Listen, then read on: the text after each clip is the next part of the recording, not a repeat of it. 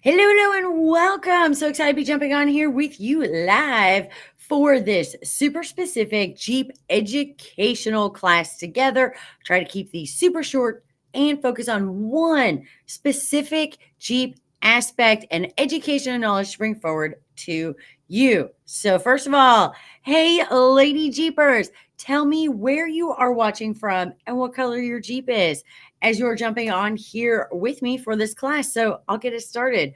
I am here with you from Georgia and I have a purple Jeep. So let me know where you're watching from and what color your Jeep is. So we're going to dive right in for our Jeep educational class together for tonight. If you know me, you know I love my Starbucks almost as much as I love my Jeeps. So for today, we're going to be talking about 5 safety must haves before your first Starbucks run. So, have you ever had that heart in your throat moment when your Jeep makes a weird noise in the Starbucks drive through and you've got no clue what to do next? Or maybe something just doesn't feel right. I've had mine start to overheat, my JKU in the actual Starbucks drive-through before. So that can be one of those, oh my gosh moments. What is happening? What am I going to do next? And that's not always a great feeling, right? So if you will stick with me for 19 quick minutes, and I'm going to hand you the 5 tiny tools and tips that turn panic into power. Even if you've never changed your own oil, know nothing about mechanics, these are 5 things that you absolutely need to know and have in your Jeep, whether you're trying to be trail ready or driving around town to ensure that you and your Jeep are safe. So, welcome. I'm excited for you to be jumping on here with me for our weekly class together. And in case you are new here, hi, I am Kristen DeLibra from LadyJeepers.com, and I help Lady Jeepers, so women who own Jeeps, to safely enjoy their Jeeps on the trail and customize and design their Jeeps so that they confidently create a life of adventure without fear. And I'm so excited that you are one of those amazing ladies here with me tonight. So, I am going to be sharing with you a true story. Now, I am rewinding back a little bit. This is a true story before I got my Jeep, but it goes so well with what we were talking about tonight. So, story time. True story. It was about 6:45 a.m. I was half awake. Mascara sort of on, but that was about it. Dreaming of my mocha. So that's putting this back a ways. I don't drink those anymore, but man, did I love my mochas. So I was on my way to Starbucks, couldn't wait to have that mocha, half asleep, driving down the road, and pop. My tire explodes louder than the espresso machine. I rolled to the curb and my heart was racing faster than the barista's milk frothing. I was like, oh my gosh, what is happening? What is going on? That is never a good moment, right? Especially when you hear that big pow. So, tow truck guy, gotta call the tow truck. Need help because now I'm on the side of the road trying to get to Starbucks. And the tow truck guy comes walking over, and I will never forget. He says to me, "You don't have the basics?" Like I was supposed to be born knowing what I was supposed to have and also how to use it. But I will tell you, I wanted to crawl under the seat. I was embarrassed, but instead, that humiliation sparked the never again idea that always be over prepared. So, 5 items that I now have that live under the back seat in the very, very back of my JKU. I have it with me on all of the vehicles, changed me from feeling clueless to a confident trailblazer. Today, I'm handing that kit to you so you never feel dumb or stranded or talked down to again or embarrassed. I don't ever want you to feel that way. So let's dive right in. So, secret number one for today, I want to tell you something that will solve the 80% of problems first. So, I don't know if you knew, but believe it or not, when you were talking about being stranded on the road and things that happen, 80%, so 4 out of 5 roadside calls that come in where they need to send out a tow truck or AAA or somebody to help is because of a flat tire or a dead battery. So 4 out of 5. So that's the top 80% is because of a dead battery or a flat tire. Mine was a flat tire. When I had to call out AAA to come and help me because I didn't know what I was doing. I didn't have anything in my car at the time. So, believe it or not, let's talk about 2 things that I highly recommend you always have in your Jeep, whether you're driving down the road or you're going to go hit a trail. First thing is a canned tire sealant, like a Fix-A-Flat. This can buy you 50 miles. Do not put Fix-A-Flat in your flat tire and then just drive forever and be like, forget about it. No, no. That is just to help get you 50 miles or get you home or get you to a tire place. Fix-A-Flat is not supposed to be a long term. Think of it as a temporary repair. But always have a can of Fix-A-Flat in your Jeep and also a jump box. I feel like this is the new way. It used to be we always carry jumper cables, right?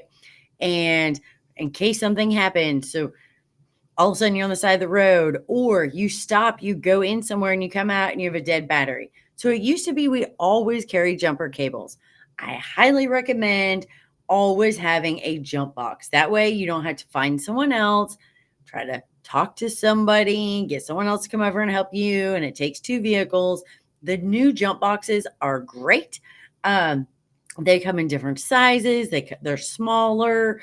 You just make sure you charge them at home. So if you are using it, make sure when you do get home, if you have had a roadside emergency or a dead battery, that you do charge it and then put it back in your Jeep. But that way you can grab your own jump box, hook it up to your Jeep. You can give it power, jump your Jeep, and all of that is being self-sufficient. You're not having to rely on someone else or talk to somebody else or find somebody else. So again, I believe it's time to trade in the jumper cables for a jump box or have both with you. But I highly, highly recommend making sure that you have a jump box with you now. So if you handle these 2 things, you've now neutralized 80% of help moments. So can of Fix-Flat and your own jump box.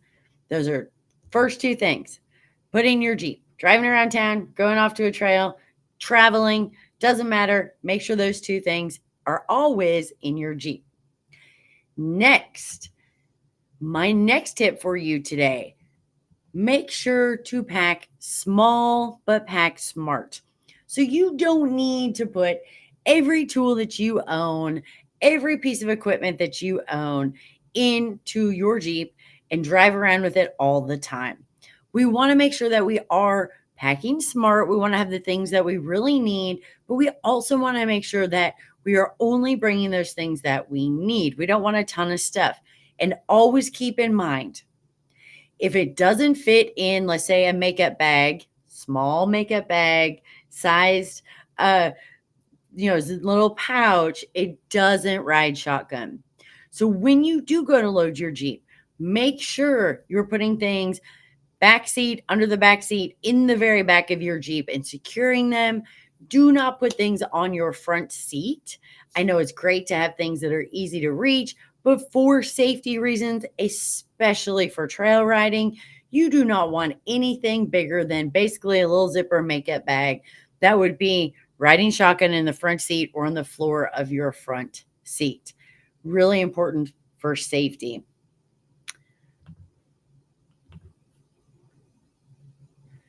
And then We're going to dive right into secret number 3. So, what to have in your Jeep. So, we just talked about a can of fix flat, your own jump box. What are those other key pieces that you need to always have in your Jeep? So, again, this is road trips. This is driving around town. You always have it. This is especially going out on a trail. But these are the things that should just live permanently in your Jeep so that you know that you are prepared just in case you need them. You never know. You always want to have it and not need it instead of need it and not have it. So, a first aid kit is an absolute must that you want to get for your Jeep. Remember, depending on overlanding, what kind of trails you're doing, where you're going to be, that is going to determine the size of the first aid kit and what type of first aid kit that you need. But always make sure that you have at least a first aid kit in your Jeep, just in case you need it. Also, a fire extinguisher. I'm not going to go all the way in depth into the fire extinguisher. This is basically its own class. And for our amazing members, you have in depth fire safety preparedness inside the Tune Your Skills 202 course waiting for you. There's an entire section just about fire safety, different options, how to mount things, what you need to know, all of that stuff. So, for basics for today, make sure you have a fire extinguisher in your Jeep. Make sure you have at least one.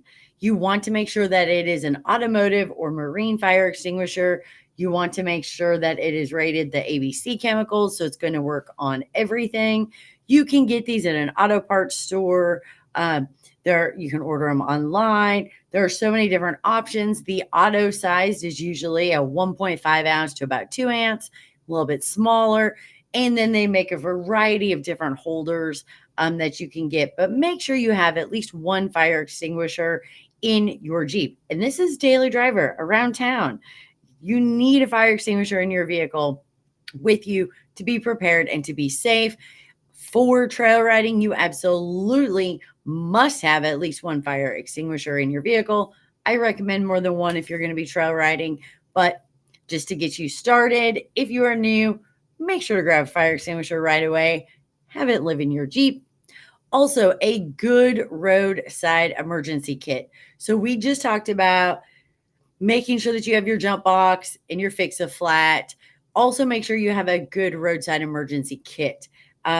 You can carry jumper cables and the jump box. Most roadside emergency kits come with the jumper cables. So a great kit to have. Make sure that it has its own case. That way it's secured. You're going to have everything that you need. Heaven forbid if something were to happen. I recommend going with a bigger roadside emergency kit that will have some tools in it for you, just basic tools, just in case you needed to be able to try to fix anything if something were to happen. Also, you want to make sure you have a basic recovery kit. You may be saying, this is my daily driver. I don't trail ride. I don't need this big recovery kit. Here's the thing. If you're going to go to the beach, if you're going to go in the sand, you're going on a vacation to have fun, traction boards for sand are an absolute must-have to have in your vehicle. If you live somewhere where there could be snow, any kind of potential, it's always smart to have a recovery strap or tow strap in the back of your Jeep and a couple soft shackles at all times. You never know. It could be wet, it could be muddy. Somebody could slide off the road. You could slide off the road. There are so many different scenarios that go with on-road driving as your daily driver, not just trail riding out on the trail. All of these things are absolutely crucial pieces for trail riding, but these are also just as important to have in your daily driver while you are driving on-road.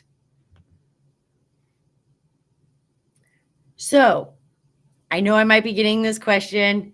So, Kristen, what if I'm not mechanical at all? So, don't worry about that. You don't need to be. Yes, you need to understand how to safely use the equipment and the tools and the things that you do have in your Jeep, but these are tools that you're going to use. This is not anything you're building, you're not modifying. Basically, it is about having the right things in there, understanding how to use those if you needed to, but you don't need to be mechanically inclined. You don't need to understand parts of mechanics and tools and all of those things to be able to have these things in your Jeep and successfully be able to utilize those if you need to, if you have to. Just like I highly recommend if you are not comfortable and familiar with changing a tire, we have an entire class all about changing your tire safely on the trail. I'm going to be sharing that with you coming up here shortly in the next couple of weeks. But again, members, you have access to that. That is in your 201 course. Practice makes perfect. You can jump in and take a look at that. So just make sure you are comfortable and understand how to safely use the things that you have in your Jeep. Safety, safety. I'm big safety patrol. That's the most important part to me. All right. Another question that you might have, because we have the TPMS sensors, most of us have the TPM sensors in our tires. I do not. I'll be honest. I had mine removed. Um, I I could have reset the computer to reset it because I run a little bit lower PSI than what the factory settings were, but I just opted to go ahead and remove them. I'm old school anyway. I like to put tire gauges on things. I like to check things myself. Yes, the sensors are great. Um, but if you start to have any sensor issues, that's a whole nother can of worms. So, is Fix a Flat bad for TPMS sensors? And that is a great question. And you might be having that like, wait a minute, I have sensors. I have sensors in my wheel and tire setup. And if I get a flat, is it bad to use the Fix a Flat because of those sensors? So that is a great question. And I'm just going to do a short answer. Occasional use is fine. So you had an issue, you used it to get to where you were going. That wheel and tire is probably, or that tire is probably going to need to be replaced, which means that everything has to be broken down anyway. When they do so, just make sure that they clean the sensor so that it will work properly going forward. So yes, you can use Fix a Flat. It is okay to use. You just want to use it occasionally. You don't want to just keep putting Fix a Flat in the same tire over and over again. And then do be aware, if you have used Fix a Flat, you do need to ask whoever breaks down your wheels and tires, put a new tire on it, or if you do it yourself, make sure that that TPMS sensor is cleaned because there was Fix a Flat sprayed in that wheel tire combination. So just something to know. But yes, you can use it if you need to.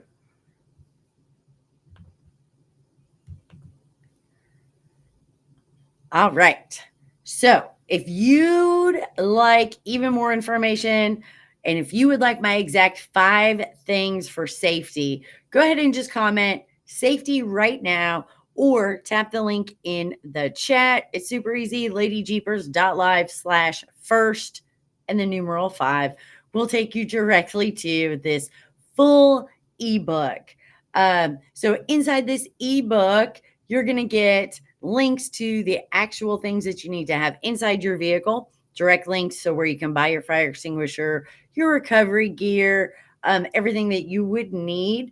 Links will be available in there. And of course, an overview of what you need and how to use it. There is an entire section inside this ebook that is dedicated to fire safety, how to use a fire extinguisher properly, what you need to know to stay safe if there is a vehicle fire. So it has an entire section inside this ebook directly addressing the fire safety. And it goes in depth into what equipment, when to use it, and how to use it. So again, remember I said safety patrol. So this ebook is normally $14 on the website, but I wanted to throw it out today since we're talking about safety and the 5 things that you need to have for safety in your vehicle. So it is only $7 right now today for you amazing live viewers. And if you want to geek out even further, there is an option. You can either grab the ebook, or for $19, you can grab the whole printed full-length book that dives into everything inside this ebook. It's just that printed version that you can have in your hand.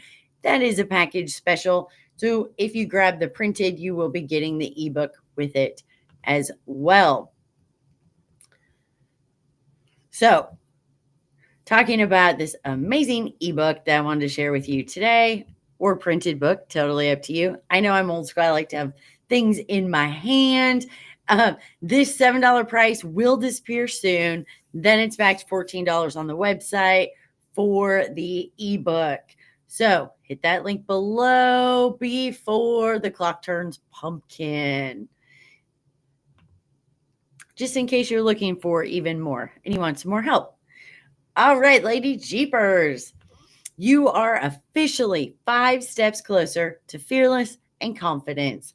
After we went through this together today, you can snag your ebook, but make sure that you meet me right back here next Tuesday when we talk about airing down your tires. So, airing down equals, oops, I have a typo.